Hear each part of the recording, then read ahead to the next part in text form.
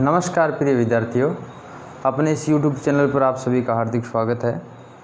आज अपन कक्षा 12 के चैप्टर 4 की बात कर रहे हैं, जिसमें कल तक अपन ने कैपेसिटर के बारे में पढ़ा था, पैरेलल प्लेट कैपेसिटर। और पैरेलल प्लेट कैपेसिटर में अपने कैपेसिटेंस के बारे में पढ़ा था। उसके बाद पैरेलल प्लेट कैपेसिटर के बीच में अगर डाइलेक्ट्रिक फील्ड कर देते हैं तब उसकी कैपेसिटेंस पर क्या प्रभाव पड़ता है, यानी कि समांतर प्लेट संधारित्र की धारिता कितनी है और अगर प्लेटों के बीच में पराविद्युत माध्यम भर देते हैं तब उसकी धारिता कितनी है। आज अपन एक रिलेशन डिटरमाइन करने जा रहे हैं, वो ये है कि अगर प्लेटों के बीच में पराविद्युतांक मटेरियल भरते हैं तो उसका क्या प्रभाव पड़ता है, इफ़ेक्ट क्या पड़ता है।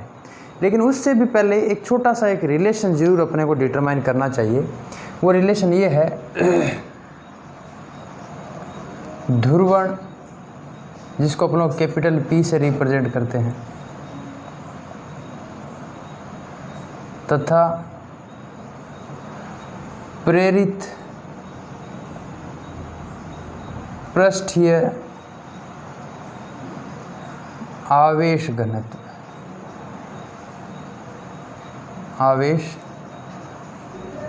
घनत्व, polarisation and induced charge density,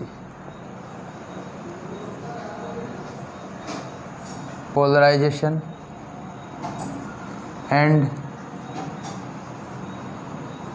induced charge density, surface charge density बोल सकते हो, चार्ज डेंसिटी एक ही बात है। इसके लिए अपन ये कंसीडर करते हैं बच्चों, अपने को ऐसे कोई पूरा थ्योरेटिकली इसका लिखने की आवश्यकता नहीं है, पहले समझो कि चीज़ क्या है। ये पैरेलल प्लेट कैपेसिटर है और पैरेलल प्लेट कैपेसिटर को अपने बैटरी से जैसे ही जोड़ा तो पॉजिटिव टर्मिनल से जो प्लेट जुड़ी हुई है उस पॉजिटिव चार्ज जनरेट हो जाएगा, ये हमें पता है और पहले भी हम डिटरमाइन कर सके। नेगेटिव टर्मिनल से जुड़ी प्लेट पर नेगेटिव चार्ज स्टोर हो जाता है। अगर इसके बीच में हम डाइलेक्ट्रिक सब्सटेंस रखते हैं, पराविद्युत माध्यम भरते हैं इसके बीच में, तो पराविद्युत माध्यम में पोलराइजेशन होना शुरू हो जाता है। पोलराइजेशन का मतलब इनके जो अणु हैं वो ध्रुवित हो जाते हैं।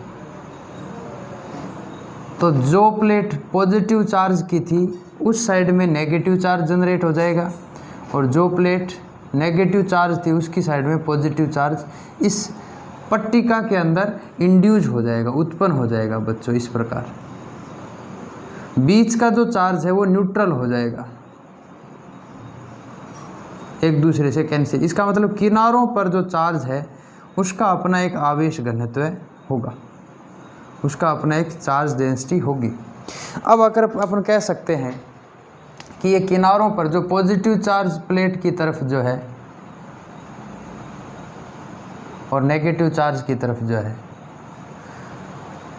ये किनारों पर इसका जो मान है वो बच्चों नेगेटिव साइड वाले में negative sigma P for polarised और पॉजिटिव चार्ज जो जनरेट हो रहा है उसमें पॉजिटिव सिग्मा P। प्लेटों पर जो चार्ज है वो है सिग्मा प्लस और सिग्मा माइनस। ये तो बाहर से दिया गया चार्ज है और ये उस डाइलेक्ट्रिक सब्सटेंस में या पराविद्युत माध्यम में उत्पन्न हुआ आवेश है, ठीक है। अब देखो बच्चों, थोड़ी सी बात सुनना। अगर मैं ये कहूँ कि इस पराविद्युत माध्यम की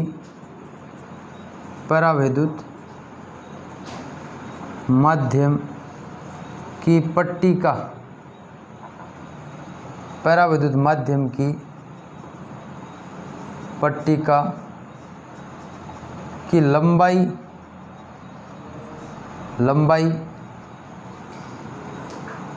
d है, वह क्षेत्रफल a है, यानी प्लेटों के बराबर ही एरिया है। इसका एरिया कितना है बच्चों, a, और ये थिकनेस जो है वो उतनी है जितनी इन प्लेटों के बीच का गैप है, d है, ठीक है।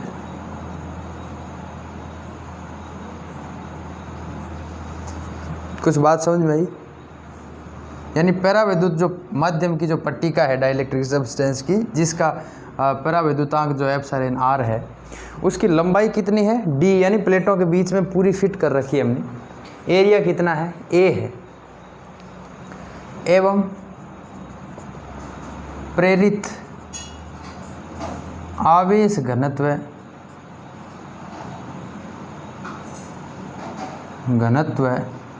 सिग्मा पी है। अब मोड में ले लेते हैं कि ना इधर वाला प्लस का इधर वाला माइनस का। चलो अपन क्या कह रहे हैं इसमें, the length of dielectric slab is D, length of dielectric slab is D and area is A and surface या induced surface charge density, induced surface charge density कितनी है, सिग्मा पी है। ठीक है, यहाँ तक बात सबके समझ में आई। अपने पास पोलराइजेशन का एक ही सूत्र है बच्चों, पोलराइजेशन। चूँकि पोलराइजेशन जो है यानी जिसको अपन ध्रुवण कहते हैं, ध्रुवण P का मतलब होता है बच्चों द्विध्रुव आघूर्ण बट्टा आयतन। ठीक है, अब एक बात समझने वाली है, अगर पट्टिका की लंबाई d है और एरिया a है, लेंथ d है, एरिया a है, तो वॉल्यूम कितना हो जाएगा, एरिया इंटू लेंथ। क्या हो जाएगा, एरिया इंटू लेंथ। अब अपन ये बात जानते हैं कि सरफेस चार्ज डेंसिटी सिग्मा है और दोनों सिग्माओं के बीच का जो गैप जो है वो d के बराबर है। तो द्विध्रुव आघूर्ण का मान क्या होता है, चार्ज, यानी द्विध्रुव आघूर्ण मतलब dipole movement, dipole movement upon ये क्या होता है, वॉल्यूम। ये बात तो सबको पता रहनी चाहिए बच्चों कि ये पोलराइजेशन जो है कैपिटल P वो होता है डाइपोल मूवमेंट अपॉन वॉल्यूम। आगे बढ़ते हैं, बहुत ही इजी रिलेशन है, मैं आगे वाले टॉपिक में डायरेक्ट इसका यूज़ करने वाला हूँ, इसलिए पहले से ये चीज़ बता देता हूँ। आगे बढ़ते हैं, पोलराइजेशन P जो है ना बच्चों वो होता है चार्ज Q इंटू बीच का सेपरेशन। क्या है, चार्ज Q इंटू सेपरेशन। आपको पता है ये चार्ज जो जनरेट हुआ है उसकी क्वांटिटी Q है कि कम है वो हमें पता नहीं है, लेकिन हम ये बात जानते हैं कि Q इज इक्वल टू होता है surface charge density into area. ठीक है, सही बात है, क्योंकि सरफेस चार्ज डेंसिटी बराबर होता है Q अपॉन एरिया, तो हम Q का मान ये रख देंगे बाद में, बट्टा वॉल्यूम का सूत्र होता है एरिया इंटू सेपरेशन। ये क्या है, वॉल्यूम, एरिया इंटू लेंथ या सेपरेशन। अब देखो आगे बच्चों, Q का मान क्या रख सकते हैं, sigma P A into D चल रहा है, बट्टा volume A into D. Cancel क्या हो गया बच्चों, A इंटू डी से A इंटू डी कैंसिल हो गया, किसके बराबर आया, इसका मतलब पोलराइजेशन जो है वो इंड्यूस्ड सरफेस चार्ज डेंसिटी के बराबर है। ध्यान रखना बच्चों, वॉल्यूम जो है V वो होता है एरिया इंटू लेंथ। एरिया क्या है, A और लेंथ बीच की कितनी है, D, तो वॉल्यूम V का सूत्र ये बन गया। Q का मान सरफेस चार्ज डेंसिटी V, तो अपने पास पता चल गया ये जो मान है ना ये डाइपोल मूवमेंट का है। आपको याद होना चाहिए बच्चों, आगे और लिख देता हूँ यहाँ कि डाइपोल मूवमेंट जो है द्विध्रुव आघूर्ण जिसको बोलते हैं, द्विध्रुव आघूर्ण, उसका मतलब होता है आवेश यानी चार्ज इंटू चार्ज के बीच का सेपरेशन, मध्य दूरी, charge into separation between both charge. अपन ने अक्सर इसको कहा था 2A इंटू Q, वो था डाइपोल के लिए, डाइपोल प्लस क्यू और माइनस क्यू के बीच की दूरी हमने तब 2a माननी थी, लेकिन यहाँ तो प्लस और माइनस के बीच का सेपरेशन कितना है, d के बराबर है। इसलिए यहाँ 2a की जगह क्या आ जाएगा, d, और q को मैंने अब की बार कैपिटल Q लिखा है। तो डाइपोल मोमेंट का सूत्र क्या बन गया, q इंटू डी बटा वॉल्यूम का ये। तो फाइनल हमारे पास रिलेशन क्या आ गया, पोलराइजेशन p जो है वो आ गया सिग्मा p के बराबर। अर्थात ध्रुवण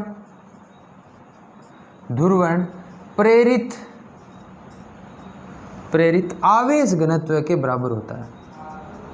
ध्रुवण प्रेरित आवेश घनत्व के बराबर होगा। ठीक है, यहां तक ये बात अब समझ में आ जानी। संधारित्र की अगला टॉपिक देखो,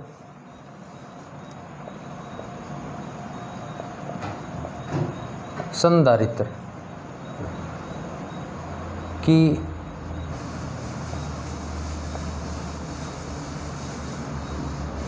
प्लेटों के मध्य, संधारित्र की प्लेटों के मध्य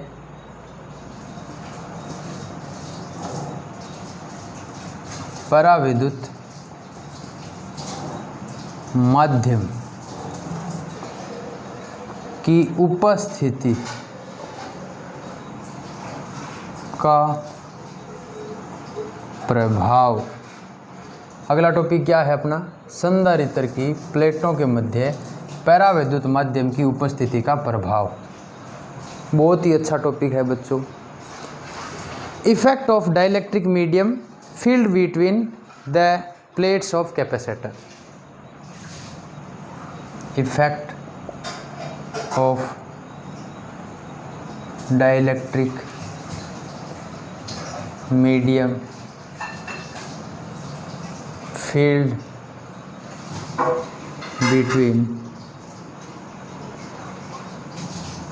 between the plates of capacitor, ऐसे लिख दो इसको, कोई दिक्कत नहीं।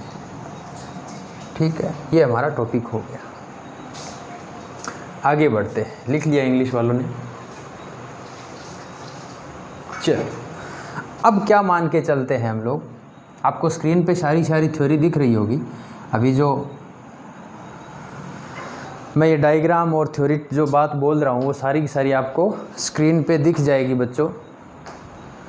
चलो हम ये मान के चल रहे हैं, तो अपने पास क्या है बच्चों, संधारित्र की दो प्लेटें, एक प्लेट को अपने पॉजिटिव चार्ज दे रखा है और दूसरी प्लेट को नेगेटिव चार्ज दे रखा है। होता क्या है, अगर आप इसके बीच में पराविद्युतांक मटेरियल भर देते हो, डाइलेक्ट्रिक सब्सटेंस इसके बीच में फील्ड कर देते हो, जिसका मान एप्सिलॉन r है, ठीक है, तो हम कह सकते हैं कि इसके अंदर इलेक्ट्रिक फील्ड जनरेट होगा, क्योंकि इसके किनारों पर आवेश उत्पन्न हो जाता है या प्रेरित हो जाता है। नेगेटिव प्लेट जो थी उसकी साइड में पॉजिटिव चार्ज जनरेट हो जाएगा और जो पॉजिटिव प्लेट थी उसकी साइड में नेगेटिव चार्ज जनरेट हो जाएगा। इधर प्लस सिग्मा पी, इधर माइनस सिग्मा पी। ये सिंपल सी बात थी।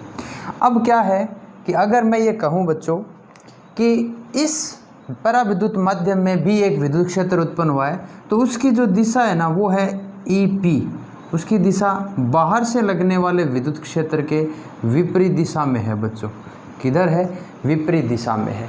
ये बात समझनी पड़ेगी, यानी कि ये जो पराविद्युतांक मटेरियल है, डाइलेक्ट्रिक सब्सटेंस है, इसके अंदर विद्युत क्षेत्र उत्पन्न होगा जिसकी दिशा एक्सटर्नल इलेक्ट्रिक फील्ड के अपोजिट होगी। क्यों होगी, क्योंकि जो पॉजिटिव प्लेट है उसकी साइड में नेगेटिव चार्ज जनरेट हो रहा है और जो नेगेटिव प्लेट है उसकी साइड में पॉजिटिव। इलेक्ट्रिक फील्ड की डायरेक्शन किधर होती है, पॉजिटिव से नेगेटिव की ओर। इसलिए ये जो अंदर उत्पन्न हो रहा है इलेक्ट्रिक फील्ड या विद्युत क्षेत्र, ये इस बाहर वाले विद्युत क्षेत्र का विरोध करेगा या इसको कम करने का प्रयास करेगा।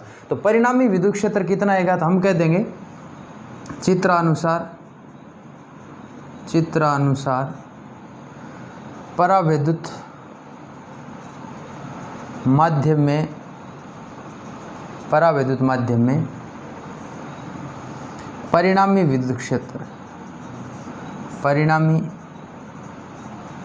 विद्युत क्षेत्र, इंग्लिश मीडियम वाले क्या लिख सकते हैं, रिजल्टेंट इलेक्ट्रिक फील्ड इन dielectric substance, resultant electric field इन डाइलेक्ट्रिक सब्सटेंस। ठीक है, ये क्या हो जाएगा, मान लो E1 से इसको रिप्रेजेंट कर दूं रिजल्टेंट को, तो E1 बराबर क्या होगा, एक्सटर्नल बाहर से हमने E इलेक्ट्रिक फील्ड लगाया है और अंदर से इलेक्ट्रिक फील्ड का मान क्या है, EP। ठीक है, अब याद रखो बच्चों, बाहर से जो इलेक्ट्रिक फील्ड लग रहा है उसका मान है E sigma upon epsilon not, और अंदर जो इलेक्ट्रिक फील्ड जनरेट हो रहा है उसका मान, चार्ज की वैल्यू सिग्मा P है बटा एप्सिलॉन नॉट। ये दोनों मान आ गए। ये जैसे यहाँ मान रखेंगे हम लोग, ये तो कौन सा है, इंड्यूस्ड इलेक्ट्रिक फील्ड, ये कौन सा है, external electric field, external electric field. Hindi में क्या लिख सकते हैं, बाह्य विद्युत क्षेत्र और प्रेरित विद्युत क्षेत्र, दोनों के मान आ गए। दोनों के मान इसमें रख दो, तो इसमें रखते ही हमारे पास डेरिवेशन देखना, बहुत शानदार डेरिवेशन बनने वाला है। थोड़ा ऊपर से शुरू कर देता हूँ। ये डायग्राम समझ में आया तुम लोगों के, E1 यानी परिणामी है ये, इसका मान हमारे पास है E जो बाहर से लग रहा है वो इलेक्ट्रिक फील्ड, EP जो प्रोड्यूस हो रहा है अंदर, E का मान sigma upon epsilon not minus इसका मान है sigma P upon epsilon naught. ठीक है, अब एक बात समझने वाली है बच्चों, हमने परिणामी की बात की है, तो परिणामी जो मान होगा ना, वो प्लेटों के बीच में जो एप्सिलॉन R भरा हुआ है और वायु जो वायु के कारण एप्सिलॉन होता है, तो E1 का जो मान आएगा ना, चूंकि परिणामी विद्युत क्षेत्र किस में भाई, माध्यम की उपस्थिति में, माध्यम में, तो E1 का मान क्या आना चाहिए, sigma upon epsilon not epsilon R आना चाहिए। क्यों आना चाहिए, क्योंकि किसी भी विद्युत क्षेत्र में जब उसकी तीव्रता देखते हैं, इंटेंसिटी देखते हैं हम, तो मीडियम के अंदर उसका मान sigma upon epsilon not into epsilon R आता है, जो हम पहले भी पढ़ चुके हैं कई चैप्टरों में। चलो बच्चों, तो ये मान किसके बराबर रहेगा, इसके, तो which implies sigma upon epsilon not epsilon R is equal to sigma minus sigma P बट्टा एप्सिलॉन नॉट।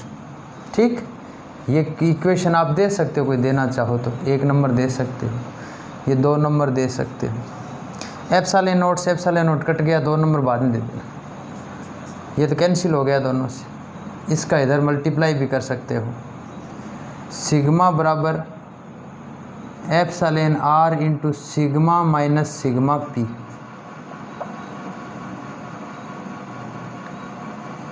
ठीक है, इसको मल्टीप्लाई करके इधर ले जाओ, तो सिग्मा P बराबर, ये इधर ले और ये इधर ले आओ, तो आ जाएगा sigma into epsilon R minus sigma. ठीक, और इसका इधर मल्टीप्लाई किया तो एप्सिलॉन R, देखो इसका इधर मल्टीप्लाई करो, ये आएगा एप्सिलॉन R जो पराविद्युतांक का मान होता है sigma minus epsilon R sigma P। अब सिग्मा P को मैंने इधर रख लिया और सिग्मा सिग्मा वाले पोर्शन एक साइड में ले लिए। आगे यहाँ लिख रहा हूँ, एप्सिलॉन R को इधर भेज दो, तो यह आ जाएगा सिग्मा P बराबर, इस सिग्मा को कॉमन निकाल लो बाहर, सिग्मा बाहर कॉमन निकाल लिया, एप्सिलॉन R का यहाँ भाग दो और यहाँ भाग दो, तो 1 माइनस 1 अपॉन एप्सिलॉन R रह गया। ये इक्वेशन नंबर 2 दे दो। अब कह देंगे चूंकि ध्रुवण जो होता है P वो समानुपाती होता है परिणामी विद्युत क्षेत्र के, किसके समानुपाती होता है, परिणामी विद्युत क्षेत्र के। समानुपाती जैसे चिन्ह हटाते हैं तो हमारे पास आ जाता है इलेक्ट्रिक ससेप्टिबिलिटी इंटू E1। ये हमने पहले डेरिवेशन कर रखा है ध्रुवण में। चूंकि सिग्मा P जो होता है वो तो P के बराबर था, ये भी हमने पढ़ा यही, इसी के लिए तो मैंने पहले वाला डेरिवेशन करवाया था। सिग्मा P इस P के बराबर है, तो ये अपने आप में किसके बराबर है, काई E इंटू E के बराबर है। समझ आ रही बात। तो इसका मतलब इस सिग्मा P की जगह मैं ये P रख सकता हूँ और इस P का मान क्या है, काई इंटू ई 1।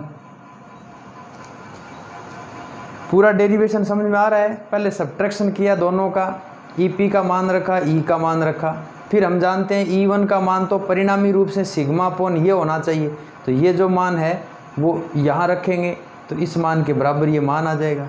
ये दोनों है, इनके बीच बट्टा में कॉमन है, ये तो कॉमन ले लिया, sigma minus sigma P, epsilon R से एप्सिलॉन आर, ये एप्सिलॉन नोट कट गया। पूरा डेरिवेशन इस प्रकार से आ गया। अब ये जो मान है ना,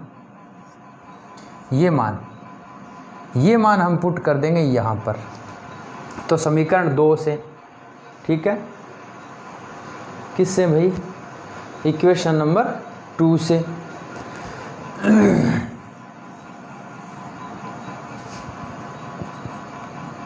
समीकरण 2 से ये जो सिग्मा पी है उसकी जगह क्या कह देंगे भाई, काई ई रख देंगे, E1 बराबर sigma 1 minus 1 upon epsilon are.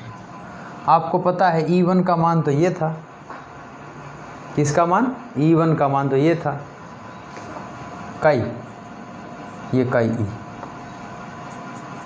तो काई ई इंटू आ जाएगा sigma upon epsilon note epsilon r बराबर sigma 1 minus 1 upon epsilon R.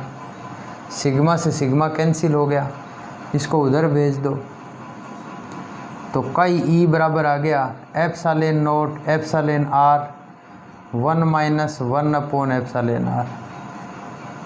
ठीक है, ये एक प्रकार से पूरा डेरिवेशन आ गया। या इसको और हल करना चाहो तो इस एप्सिलॉन आर को अंदर भेज दो, काई बराबर epsilon note epsilon R minus 1। तो जैसे ये अंदर जाएगा तो 1 से मल्टीप्लाई होगा ये एप्सिलॉन आर, तो ये आ जाएगा, ये इसके साथ मल्टीप्लाई एप्सिलॉन आर से एप्सिलॉन आर कैंसिल होकर एक बार चला जाएगा। ये रिलेशन डायरेक्ट पूछा जाता है कि प्रूव दैट काई ई बराबर समथिंग होता है, ठीक, हेंस प्रूव्ड। यहाँ तक आपको डेरिवेशन आना चाहिए, ठीक है। ये डेरिवेशन काफ़ी इंपॉर्टेंट है बच्चों आपके लिए। आगे का टॉपिक पढ़ते हैं अपन, capacitance of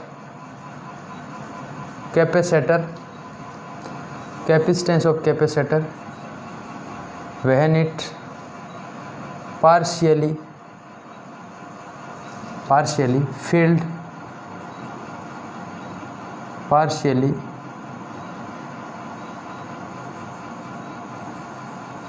filled with dielectric substance या स्लैब या सब्सटेंस,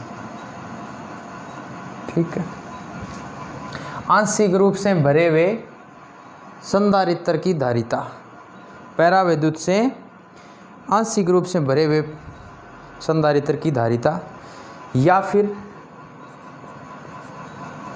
समांतर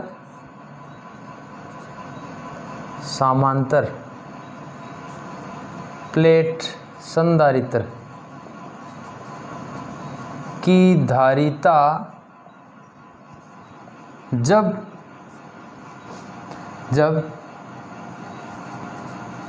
प्लेटें आंशिक रूप से भरी हुई हो, आंशिक रूप से भरी हो। बहुत ही शानदार टॉपिक है, बहुत ही छोटा सा टॉपिक है। हम कह सकते हैं माना टी मोटाई की पराविद्युत पट्टिका, पैराविद्युत पट्टिका डाइलेक्ट्रिक स्लैब है, कितनी मोटाई की है, टी मोटाई की। माना टी मोटाई की पैराविद्युत पट्टिका प्लेटों के मध्य रखी है, प्लेटों के मध्य रखी है, तो प्लेटों के मध्य वायु का भाग यानी हवा, एयर कितनी दूरी में है, d माइनस टी, ठीक, दूरी। क्या हो सकता है, let a T thickness of dielectric slab, लिखने की आवश्यकता नहीं है, लेट आप लोग अंग्रेजी वाला लिख सकते हो, let T thickness of dielectric slab placed between parallel plate capacitor, then the part of air between the plates is d minus t। समझो बच्चों, ये प्लेट है, ठीक है, इन प्लेटों के बीच में एक डाइलेक्ट्रिक स्लैब रख दी है जिसकी मोटाई या लंबाई जो है बच्चों वो t है। कितनी है, t है। यहाँ से यहाँ तक इसकी लंबाई मोटाई कितनी है, t, और प्लेटों के बीच का गैप कितना है, d है। प्लेटों के बीच का गैप कितना है, d। इस प्लेट को पॉजिटिव चार्ज दिया और इसको नेगेटिव, मैंने ऊपर ही लिख दिया है, आप बीच में ऐसे लिखो, लिख सकते हो, कोई दिक्कत वाली बात नहीं। तो हम कह सकते हैं ये डाइलेक्ट्रिक स्लैब जो है इसकी पैरा विद्युतांक का मान एप्सिलॉन आर है। डाइलेक्ट्रिक कांस्टेंट की वैल्यू कितनी है, एप्सिलॉन आर। प्लेटों के कारण एक्सटर्नल इलेक्ट्रिक फील्ड जो है वो ई है, ठीक। ये तो हो गया डायग्रामेटिकल। तो हम कह देंगे कि इसमें विद्युत क्षेत्र भी दो भागों में बंटेगा और उसी हिसाब से विभव भी। डायग्राम बना लो इसको बच्चों, आगे लिखते हैं। अब डायग्राम बनने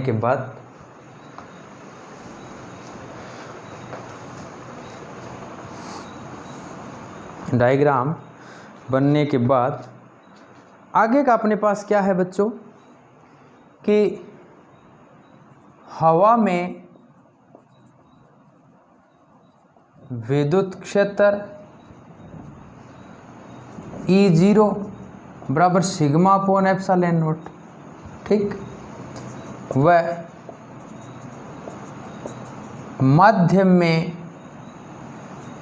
E जो जिसको अपन लोग कहते हैं उसका मान आता है E0 बटा एप्सिलॉन नॉट या एप्सिलॉन आर, या फिर sigma upon epsilon not epsilon R, एक ही बात है।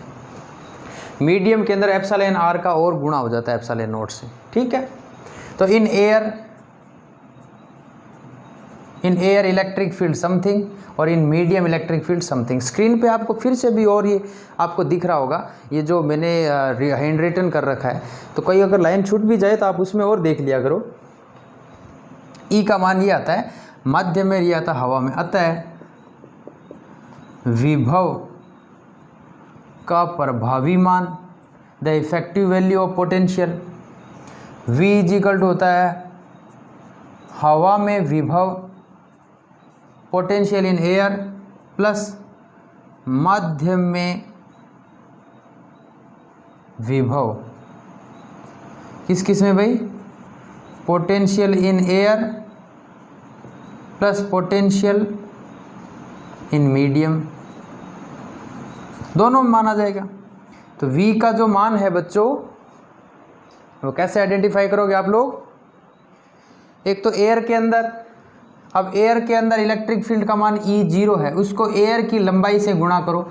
एयर की लंबाई कितनी है, d माइनस टी, इसीलिए मैंने अलग से बताया था वो कि d माइनस टी हवा वाला भाग है, तो इलेक्ट्रिक फील्ड को जो उसकी डिस्टेंस से मल्टीप्लाई करते पोटेंशियल आ जाता है, प्लस इलेक्ट्रिक फील्ड E, इसको किससे मल्टीप्लाई करेंगे, जो मटेरियल की लंबाई है t। अब पता चलना चाहिए कि E not d minus T plus इसका मान क्या होता है, E0 बट्टा एप्सिलॉन आर इंटू टी। ये V का मान आ गया बच्चों, किसका मान आ गया, ये V का मान। सुनो आगे, अब V का मान आते ही अपन लोग C का मान निकाल सकते हैं, क्योंकि C बराबर तो Q अपॉन V होता है।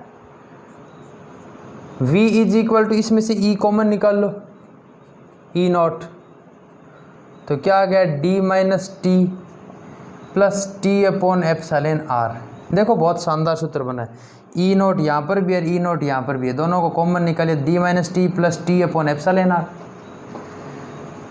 V is equal to E naught का मान क्या होता है, sigma upon epsilon naught d minus T plus T upon epsilon R, लिख सकते हो ऐसे।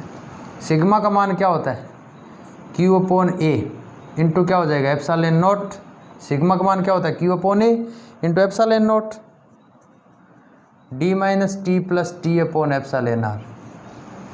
ये मान है बच्चों V का। किसका मान है, पोटेंशियल का, विभव का।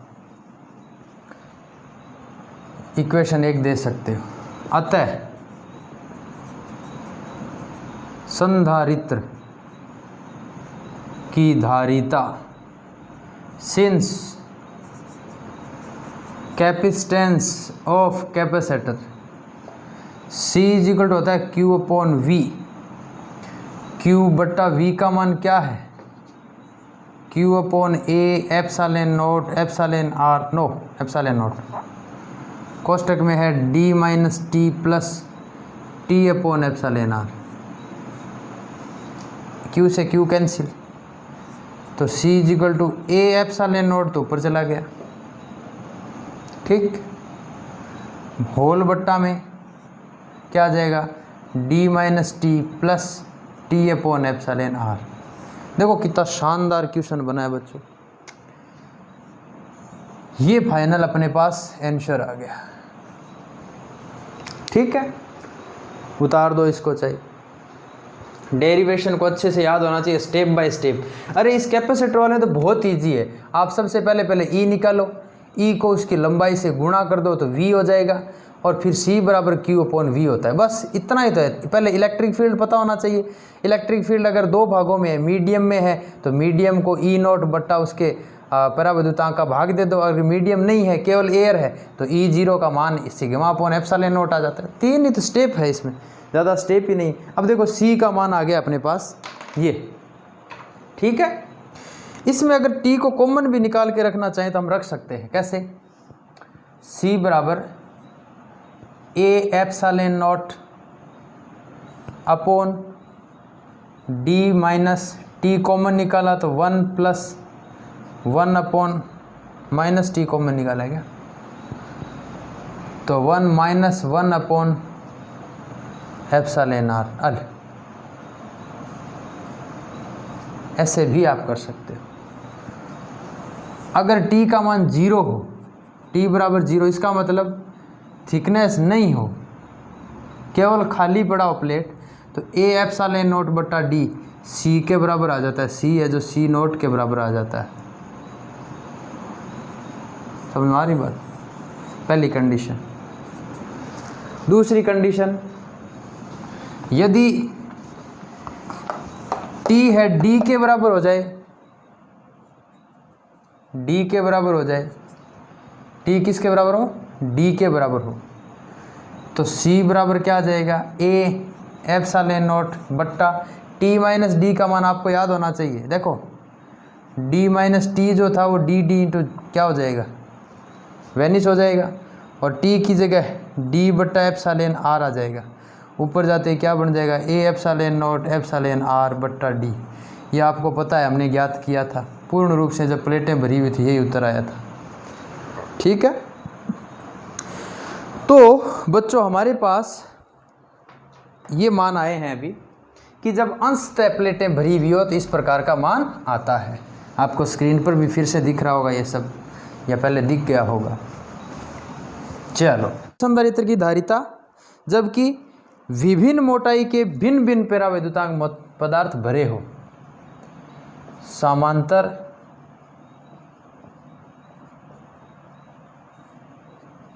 प्लेट संधारित्र की धारिता जब कि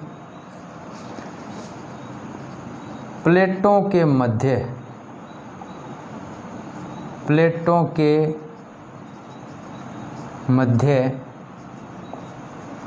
भिन्न भिन्न मोटाई के भिन्न भिन्न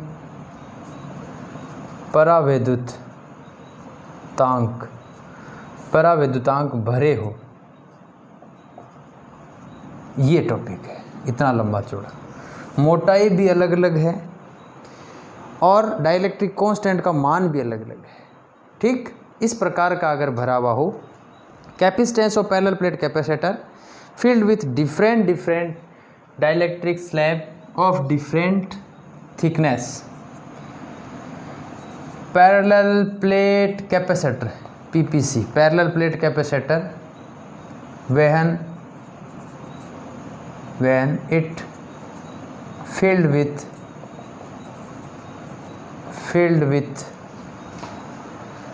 different dielectric substance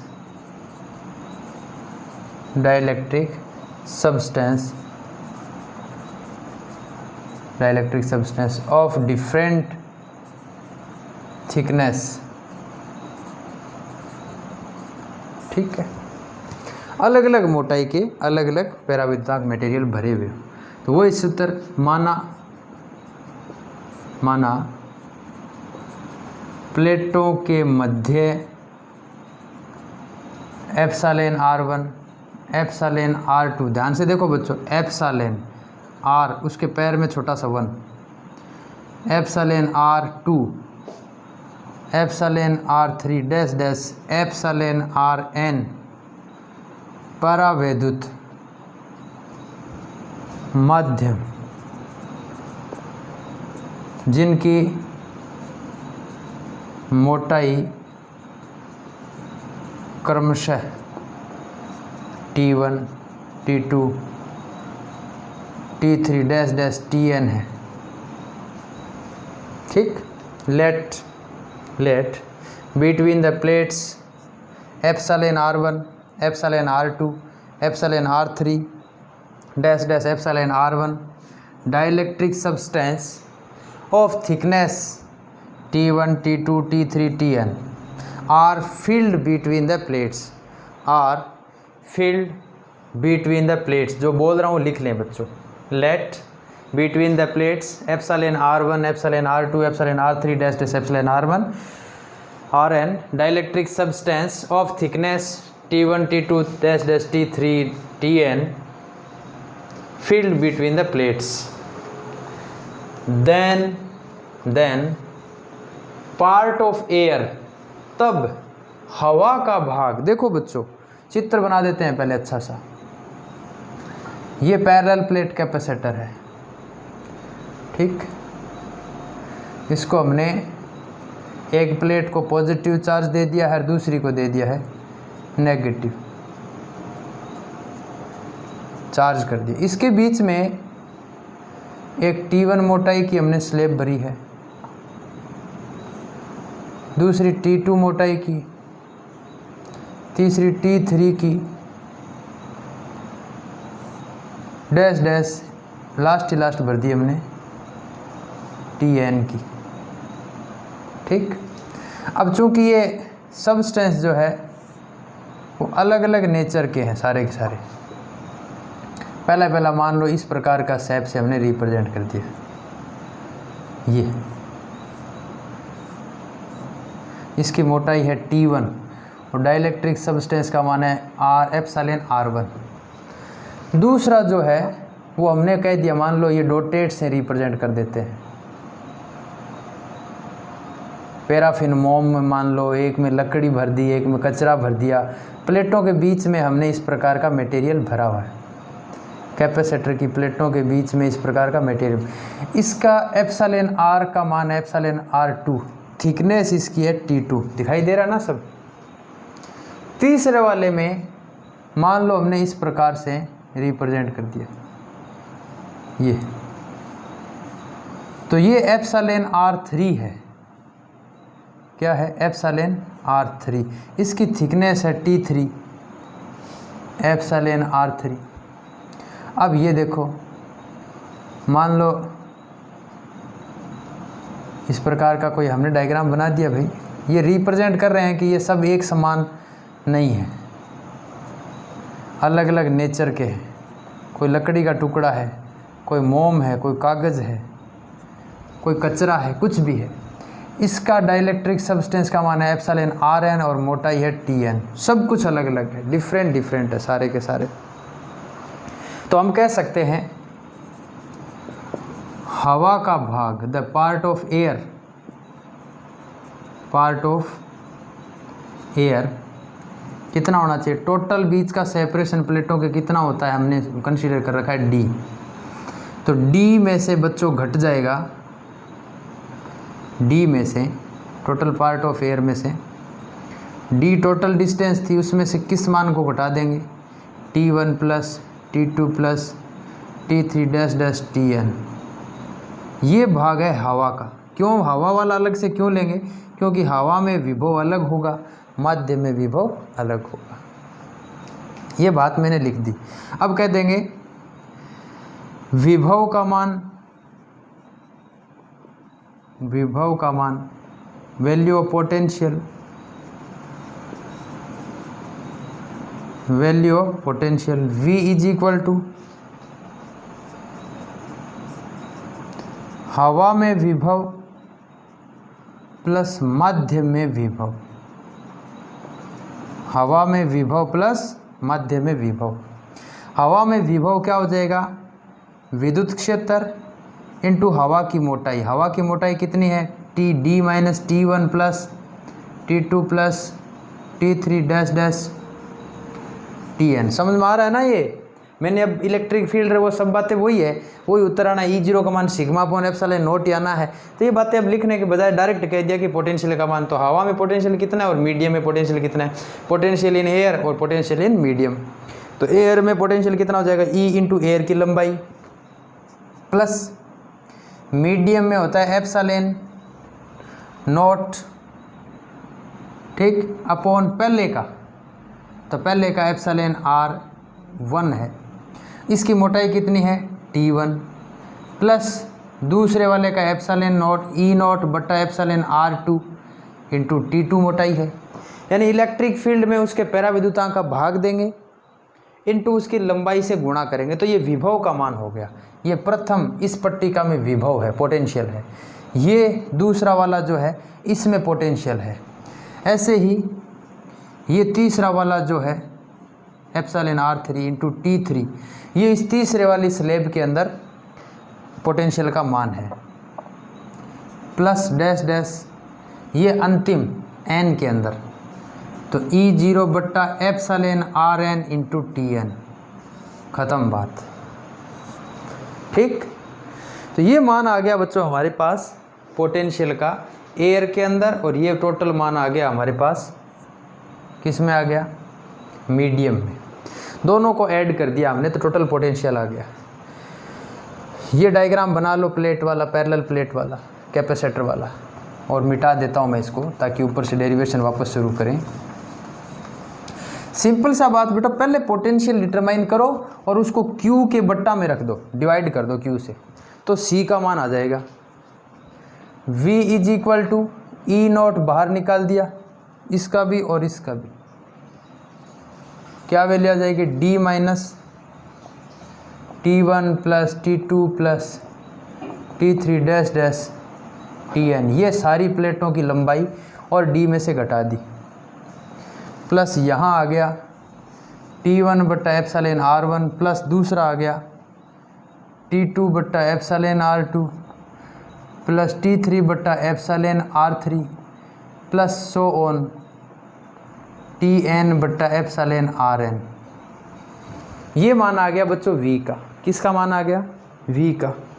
आपको पता है E का मान क्या होता है, सिग्मा अपॉन एप्सिलॉन नॉट। मैं डायरेक्ट लिख देता हूँ सिग्मा का मान, सब E का मान लिख देते हैं Q अपॉन A एप्सिलॉन नॉट, ठीक, E का मान। बाकी वही सारा का सारा विवरण D में से क्या घटाओगे, T1 plus T2 plus T3 plus dash dash Tn।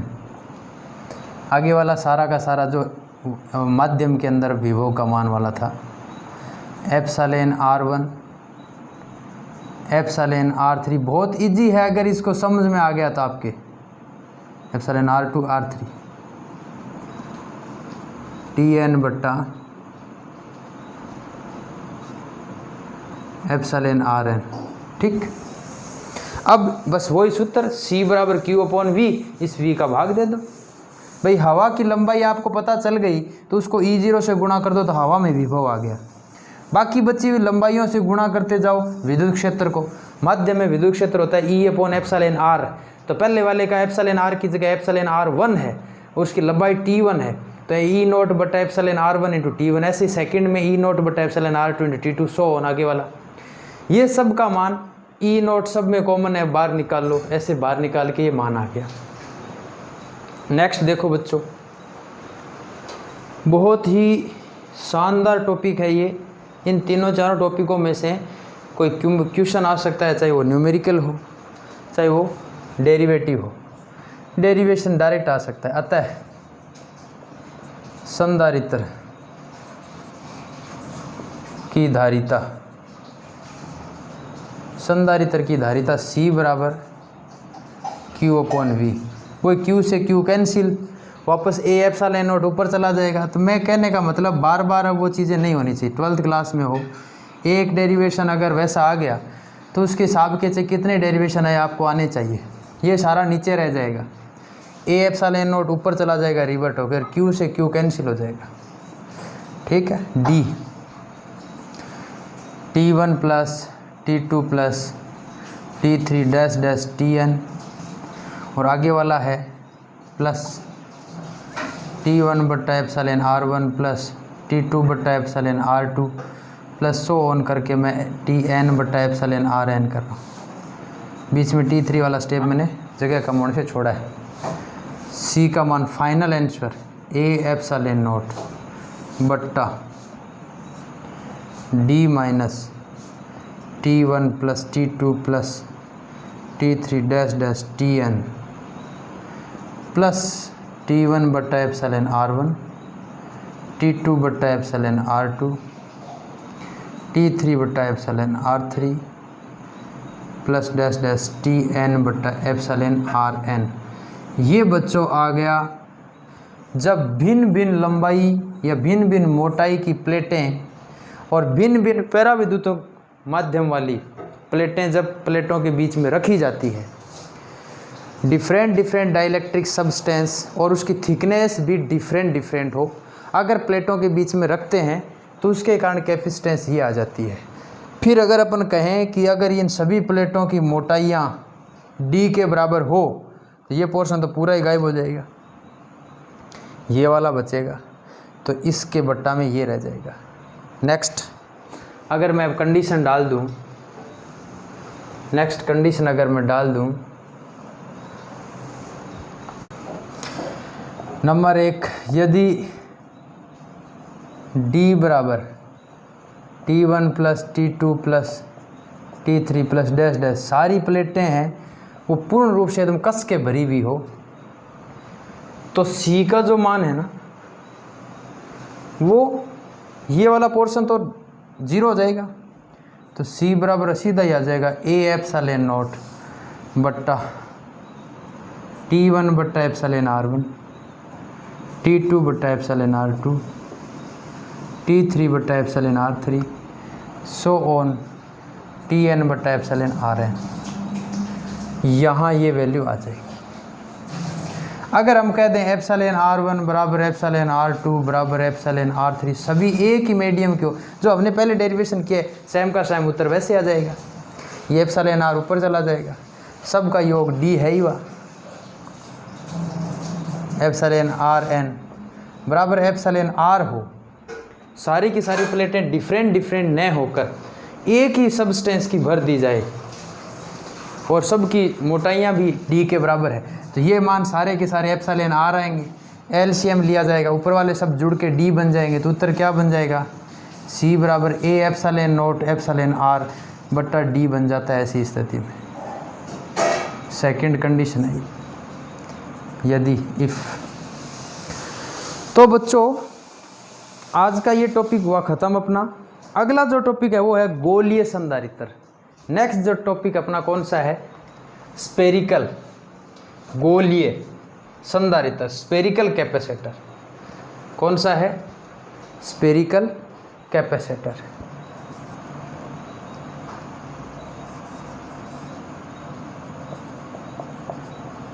गोलीय संधारित्र, स्फेरिकल कैपेसिटर। बहुत इजी। एक कोई खोखला चालक गोला है बच्चों, ठीक, और उसके सेंटर में एक फिर से कोई एक गोला है। हो सकता है वो भी खोखला हो सकता है वो भी भरा हुआ हो। अंदर वाले गोले की त्रिज्या R2 और बाहर वाले की है R1, ठीक।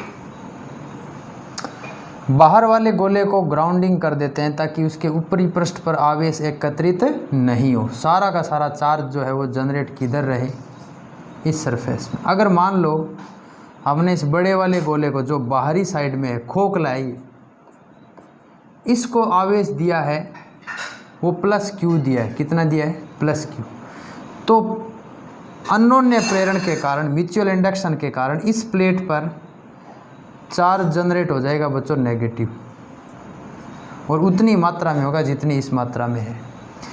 इस प्रकार की स्ट्रक्चर कहलाती है स्फेरिकल कैपेसिटर, यानी कि 2 परस्पर समान एवं विपरीत प्रकृति के आवेश से युक्त लगभग समान आकार वाले सकेंद्री चालक गोलों से बनी हुई युक्ति गोलीय संधारित्र कहलाती है, ठीक। थ्योरेटिकल बात सारी स्क्रीन पे दिख रही होगी आपकी। चलो सीधी सीधी बात है, दोनों पर समान आवेश हो, आकार भी सब दोनों का एक जैसा हो, लगभग बराबर भी हो, लेकिन गैप तो थोड़ा बहुत रहना चाहिए दोनों की। अपन कह देते हैं let we consider 2 sphere of radius R1 and R2 where R1 is greater than R2, और आउटर जो स्फेरिकल सेल है उसको ग्राउंडिंग कर दिया हमने।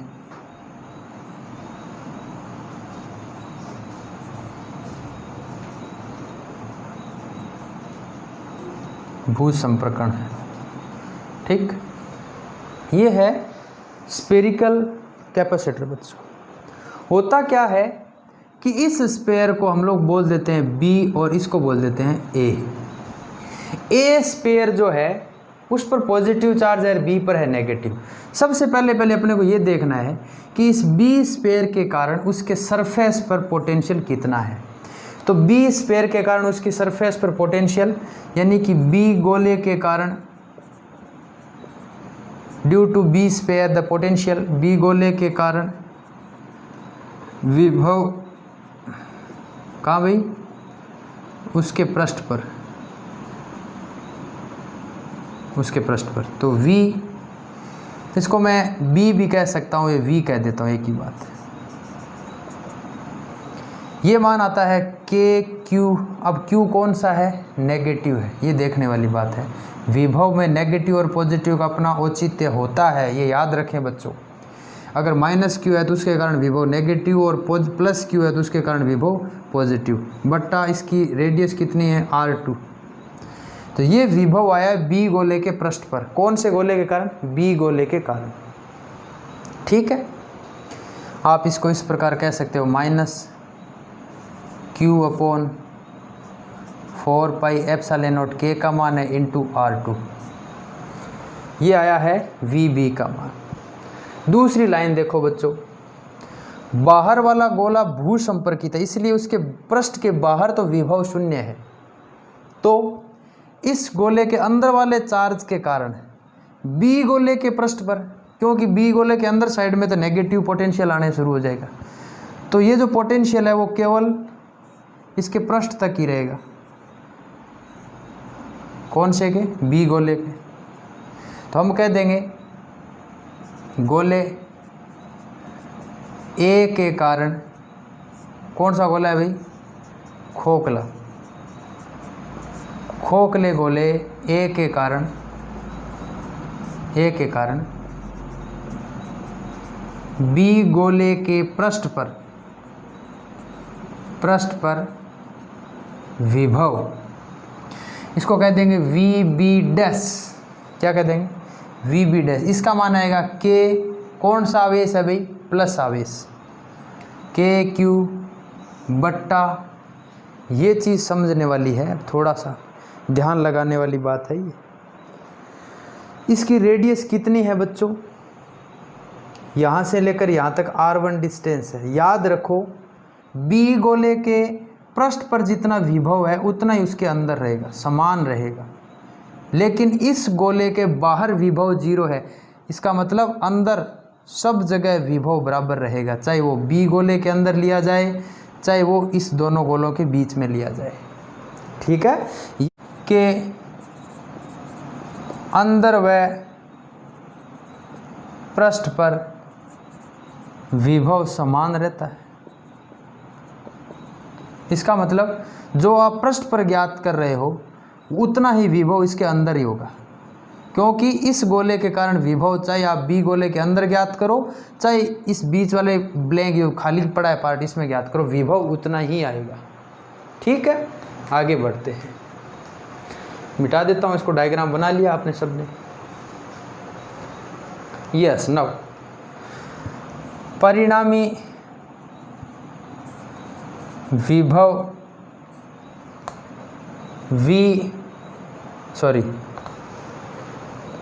ए व बी के कारण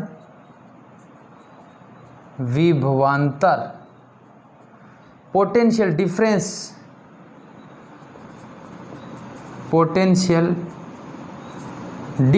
पहले डिफरेंस ज्ञात करो, potential difference due to A and B. ठीक, ए एंड बी का मतलब गोले हैं ए और बी, तो वो होगा वी ए बी बराबर V A minus V B. ठीक, वी ए का मान ये जो बी डैश है ना वो ए वाला ही है, के क्यू अपॉन R1 माइनस के क्यू अपॉन R2। ठीक है, देखो बच्चों नेक्स्ट इसमें क्या आना चाहिए, इस वी ए बी को अपन वी कह देंगे, परिणाम यही है के Q 1 upon R1 minus 1 upon R2। ध्यान से देखो तो 1 अपॉन R1 कम है और ये ज़्यादा है, क्योंकि R2 का मान कम है इसलिए 1/R2 का मान ज़्यादा होगा, और R1 का मान ज़्यादा है इसलिए 1 अपॉन R1 का मान कम होगा। एलसीएम लेके हल कर लो, या अगर इसको पॉजिटिव रखना चाहो तो R2 को इधर ले आओ, R1 को इधर ले जाओ, तो माइनस चिन्ह बाहर निकाल दो, 1 upon R2 minus 1 upon R1। ये मैंने इसलिए किया है कि ज़्यादा में से कम घट जाए। एलसीएम कितना आ गया, R1 R2 आ गया, R2 का भाग दिया R1 बार गया, माइनस R1 का भाग दिया R2 टाइम्स गया। इस R2 का इस R1 R2 में भाग देंगे तो R1 बार जाएगा, और R1 को 1 से गुणा करेंगे तो R1 का इसमें भाग देंगे तो R2 टाइम्स जाएगा, R2 को 1 से गुणा करेंगे तो R2। ये सॉल्यूशन बन गया V का। अब अपन एक कंडीशन और चेक कर लेते हैं, कौन सी, कि A गोले के बाहर विभव का मान, और ये तो अंदर का मान है, डिफरेंस जो आया वो, अतः A गोले के कारण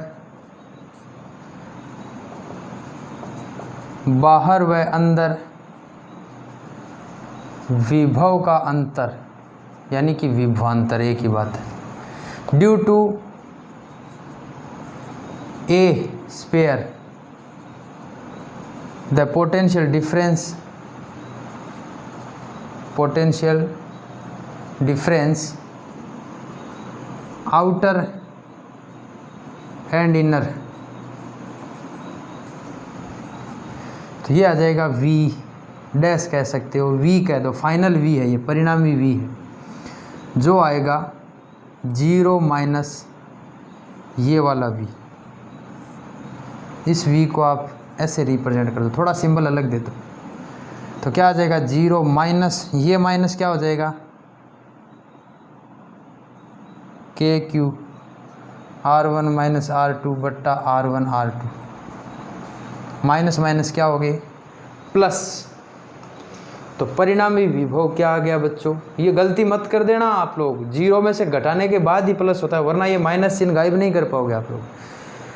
उत्तर में R1 माइनस R2 चलता जाएगा, R1 माइनस R2 करोगे तो बाहर माइनस चिन्ह निकालना पड़ेगा। इस माइनस चिन्ह को गायब करने के लिए बाहर, यानी ये जो स्पेयर था ना हमारा A वाला बड़ा वाला, उसके अंदर तो v का मान ये आया था अंदर तो, लेकिन बाहर के पॉइंट पर विभव तो 0 है।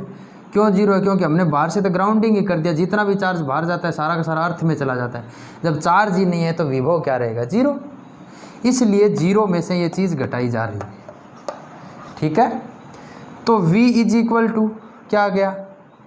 के क्यू, के का मान रख देता हूँ अब मैं थोड़ा सा, q upon 4 pi epsilon not, और क्या रहेगा बच्चों?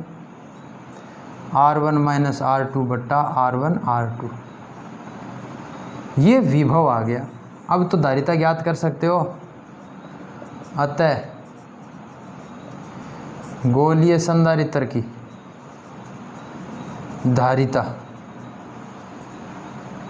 गोलीय संधारित्र की धारिता C बराबर Q अपॉन V।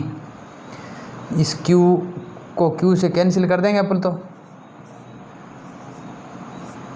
बट्टा 4 pi epsilon not R1 minus R2 बट्टा R1 R2। ये सारा नीचे वाला मान ऊपर चला जाएगा, Q से Q कैंसिल हो जाएगा, तो C इज इक्वल टू आ गया बच्चों R1 R2, इधर आ जाएगा 4 पाई एप्सिलॉन नॉट बट्टा R1 माइनस R2। तो गोलीय संधारित्र की धारिता ये आ गई बच्चों। That's all. आज का टॉपिक अपना यही ख़त्म होता है। एक लास्ट लाइन लिख दो इसकी। ये तो है निर्वात में, जब दोनों गोलाओं के बीच में कुछ भी नहीं भरा हुआ हो। अब यहाँ हम कह देंगे यदि मध्यम यानी कि एप्सिलॉन R भरा हो, इसलिए भरते हैं कि उसकी कैपेसिटेंस बढ़ जाए, तो धारिता if there is dielectric medium epsilon R, then capacitance C is equal to 4 pi epsilon not को एप्सिलॉन R से और गुणा कर दो, इनटू कह दो R1 R2 बट्टा R1 minus R2। That's all. आज का अपना टॉपिक यही ख़त्म होता है। तब तक के लिए सभी का बहुत बहुत धन्यवाद। कोरोना काल में सब घर पर रहिए, स्वस्थ रहिए और अपना होमवर्क करते रहिए।